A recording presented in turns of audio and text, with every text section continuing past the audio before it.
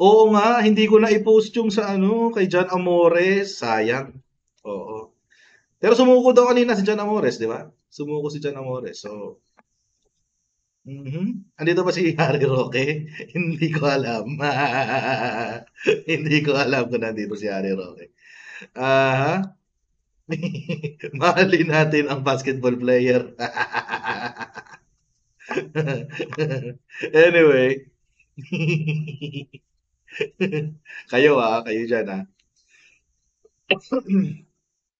Pinasuko ni Honey VP.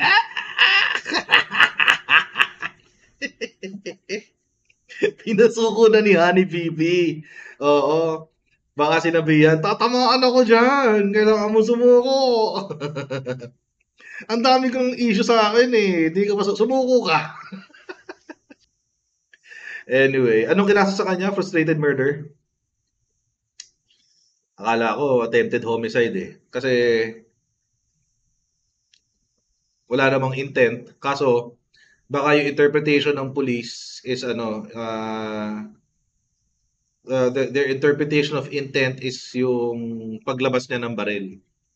Oo, kasi tsaka merong may period of time na nagbubuntutan daw sila eh. Oo. May period of time na magkabuntot daw sa sasakyan sa motor.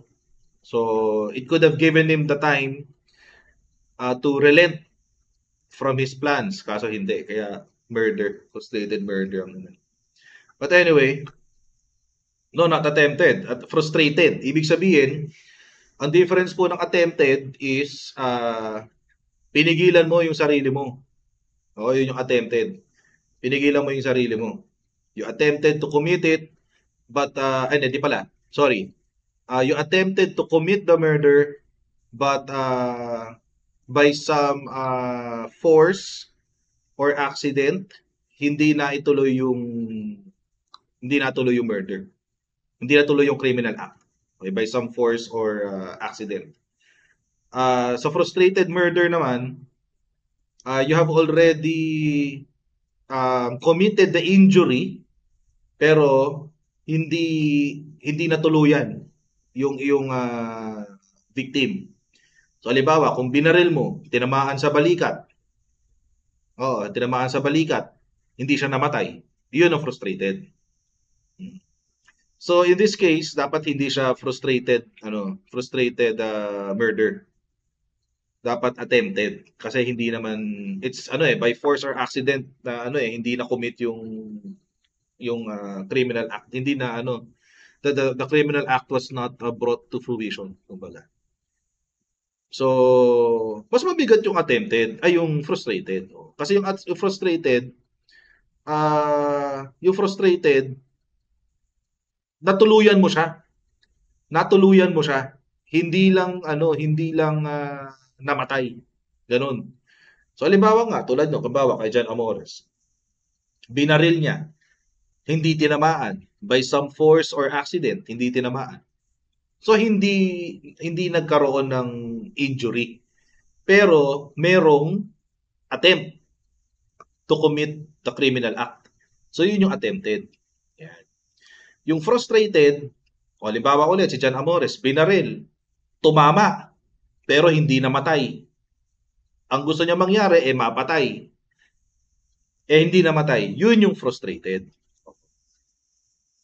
So, yun yung frustrated. Tinamaan pero di napuruhan. O, yun yung frustrated. Or hindi namatay. O, yun yung frustrated. So yun. So if I'm not mistaken, attempted murder ang ikakaso sa kanya. Most probably attempted kasi walang tama di ba? Hindi tinamaan eh. Hindi tinamaan yung niya, yung kanyang victim. So kung murder ang alam ko sa murder walang bail yan eh. Alam ko sa murder walang bail yan.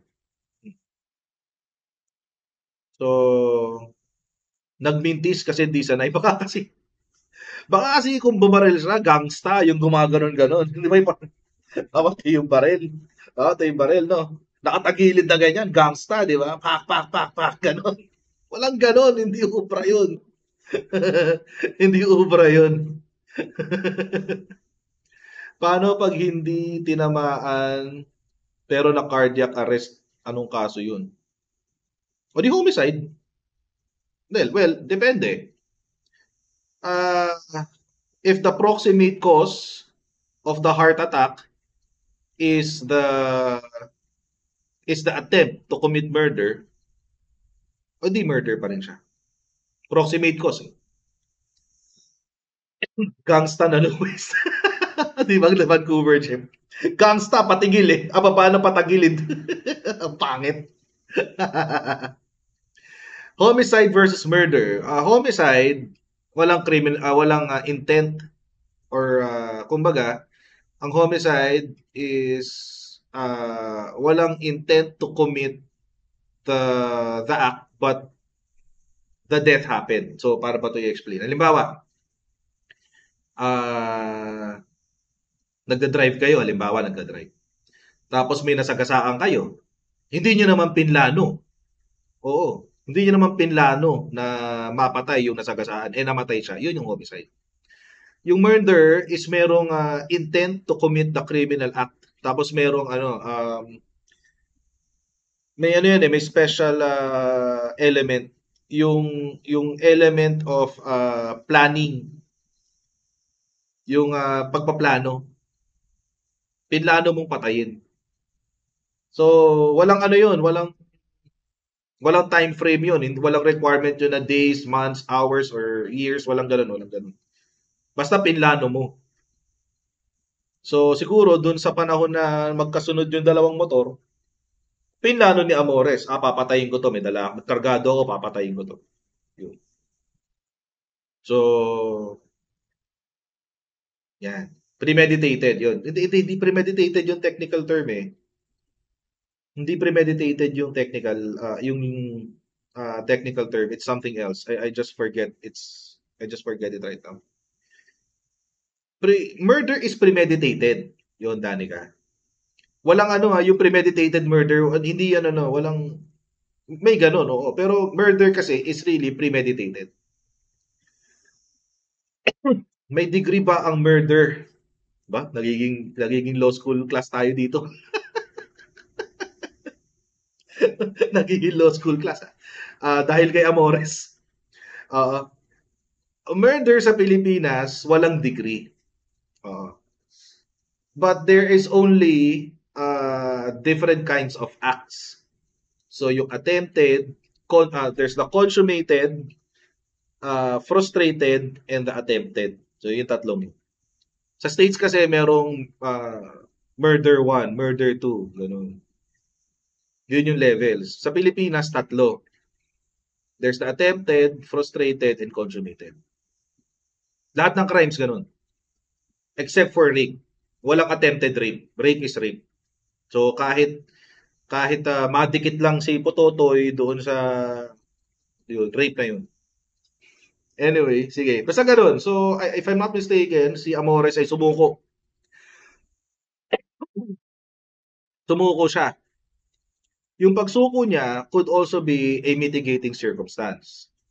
Wala pang warrant na nilalabas para sa kanya, although merong operation para siya i-arestuhin, pero wala pang warrant. So, pwedeng maging mitigating circumstance yun. Ibig sabihin, yung kanyang penalty ay pwedeng mabawasan. So, may computation yan. Wag na natin, ayokong guluhin ang utak ko sa computation na yan. Pero ang tawag doon, islaw. Islaw ang acronym, islaw.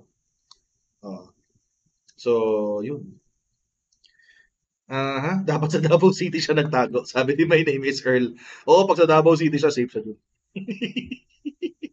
Basta criminal, safe sa Davao City.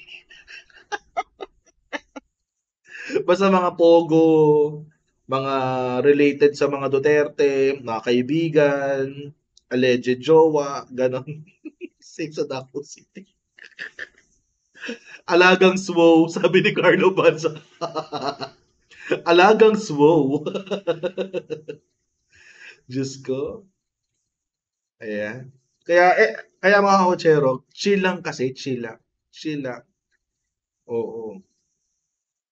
Chill lang tayo. O, ako kargado din ako, pero hindi ako naglalabas. Hindi ako naglalabas. Lalo pag away, parang, hello, away kalsada, maglalabas ka. Buti sana kung, tawag dito, ayun, tulad nyo kay John Amores, away basketball, may goodness, papatay ka para sa basketball. Ano ba naman klase? Diba? Sabi ni Derek Perez, CIDG director na si General Torre. Oo nga eh, congratulations. Baka kaya sumuko si ano, si Amores, alam niyang hahanap sa kanya si General Torre. Tapos suko tuloy. Ang laki ng sinasahod, papatay para sa 4K. Correct. Di ba? Kalmahan lang. Ang babata pa ng mga yon. Diyos ko, babata pa nila. O ngayon, may kaso siya. Attempted murder. Good luck. Sorry. Di ba? Di nag-iisip tong mga batang to eh. Buti sana kung merong direct threat sa buhay niya. Eh kung so, hindi niya pwedeng gamitin yung self-defense. Kasi kung self-defense, dapat yung ibibigay mo na ano, yung the manner in which the defense is being done is equal to the level of threat. So kapag nilabasan siya ng baril, doon lang siya pwede maglabas din ng baril, magbarilan sila. Yun, pwede yung self-defense. Pwede yun. Pero wag siyang mag-alala. Kung ako kay John Amores, wag siyang mag-alala. Alam niyo kung bakit? 'Di ba sabi ni Sarah, you have a friend in the office of the vice president. Ah! Buti pa siya may friend. You have a friend in the office of the vice president. Isang kaibigan. Isang kaibigang kwago.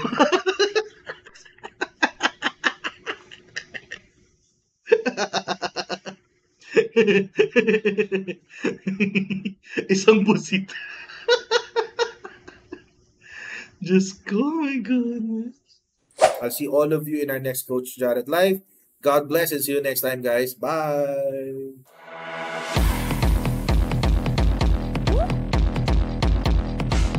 Pag ganun, huwag natin gawing tanga mga Pilipino. Mas maganda kasi nasa lugar ka ng tama kaysa yung pinipilit mo yung pagkakamali.